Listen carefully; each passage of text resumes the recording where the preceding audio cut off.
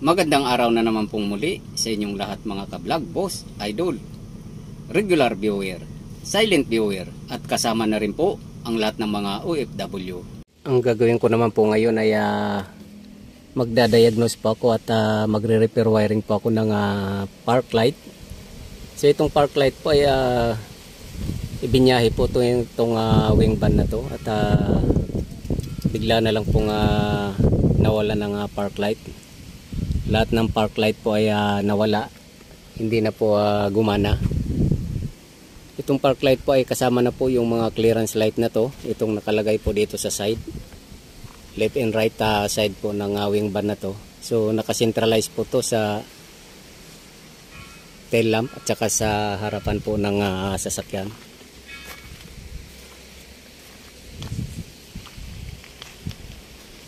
Dito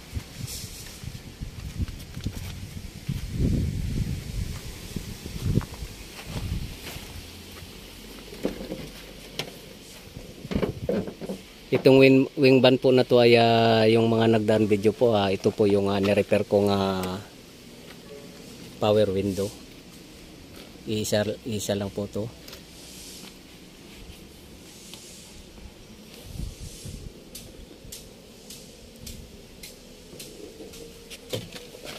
So diniagnose ko po itong mga ilaw po na to. So napakarami po, ayan o, nasa mga 20 piraso to.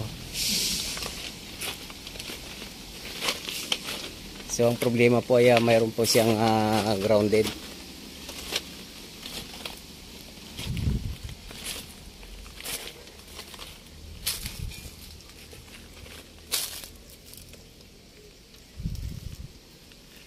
So kapag ganyan po mayroon siya pong grounded at napakarami pong nakakoneksyon. So nasa mga mahigit 20 po. So kailangan pong ang gagawin natin kapag mag-diagnose ng ganitong problema ay mahirapan po tayo kung iisa-isahin natin. So ang ginawa ko po ay inuna ko po yung sa clearance light, dinisconnect ko yung sa tail lamp. So nagkaroon po ng problema yung tail lamp connection at saka yung sa front connection.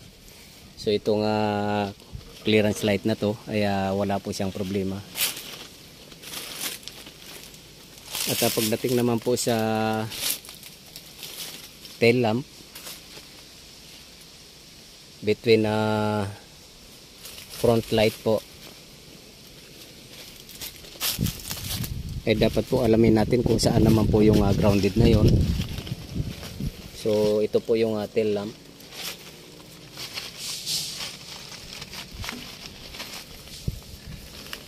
Yan.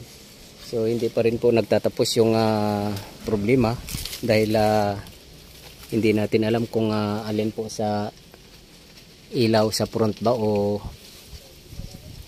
sa tail lamp pa yung grounded. So yung tinanggal ko po yung nasa tail lamp ay ang lumalabas po ay nasa front side po yung grounded. So ganun po yung mag step by step po ng pagdadiagnose ng napakaraming ilaw. Dahil kapag inisa-isa po natin to ay mahirapan po tayo. So zone by zone po yung ginawa ko.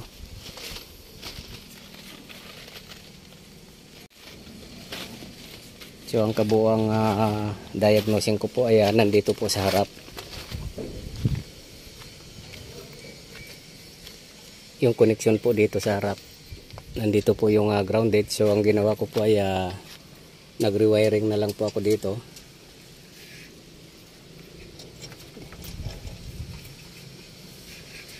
Ito po siya. Yan. So hanggang sa lumabas po dito. So itong nirewiring ko po na to ay itatap ko naman po dito para mawala na po ng connection yung wiring po magmula po ng likuran hanggang under chassis papunta po rito sa harap dahil yung suspected ko po ay yun nga po yung ilaw sa harap at saka sa likod. Hindi po kasama yun sa clearance light na to. So kinondem ko po yung wiring po na magmula po sa harap papuntang likod. Ito na po yung panibagong wiring. Ito.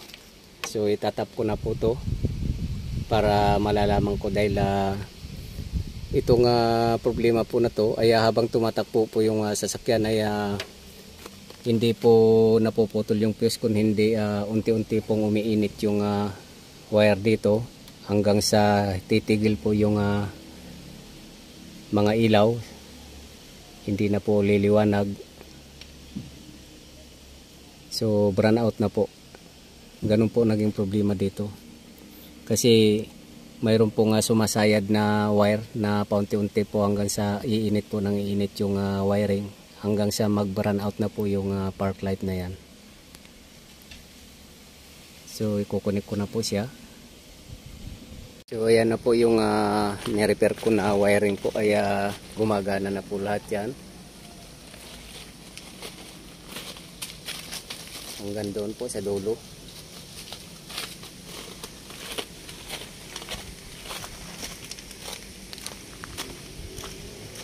Dito sa harap.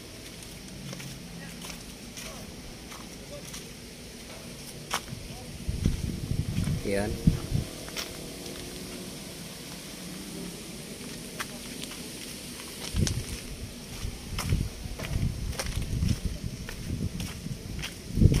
So liban po sa may grounded po siya, mayroon din po siyang problema sa pag wiring repair po ng contractor dito. So ang nangyari din po ay itong wiring po niya dito na ginamit na wire ay maliliit po. Ito po yung ginamit niya. So napakaliit po para gamitan niya po sa mga ilaw na napakarami. So hindi po siya sapat. Kaya yung mga fuse po nagkatunaw-tunaw. Itong wire po napakainit dito. So ayan po nung pinalitan ko siya ay nahihipo ko na po yung wire dito. Yung input at saka output po ng relay ay dapat ay malaki. Ayan o. Maliliit po yung pinaglalagay ng kumontrata po ng wiring dito.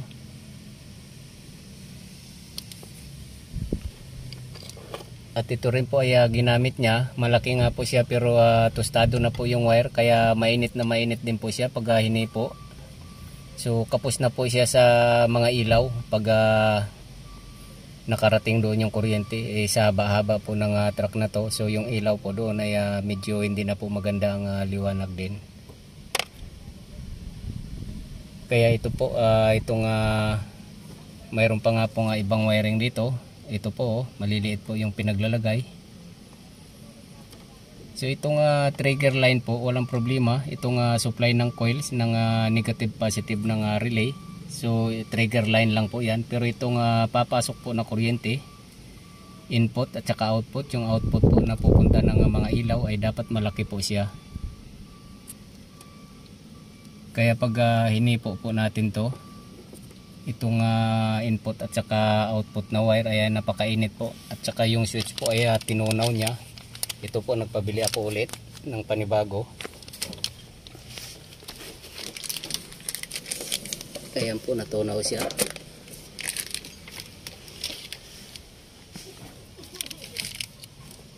Ayan at itong fuse po dito ay mapapatalon po tayo sa sobrang init pag naipo natin. Ngayon po ay okay na po siya. Hindi na po siya mainit. Itong wire ay hindi na rin. Itong relay ay hindi na rin siya mainit. Kahit nakasagsagan pong umiilaw yung mga ilaw doon sa harap at likod. So So ayan na po. So hindi ko na po ipapakita ng pag-aayos ng mga wiring na to pagbalik dahil haba nang haba po yung video natin ito. So hanggang dito na lang po muna ang video kong ito. Please like, subscribe na lang po and hit notification bell para sa susunod na mga video. God bless all po.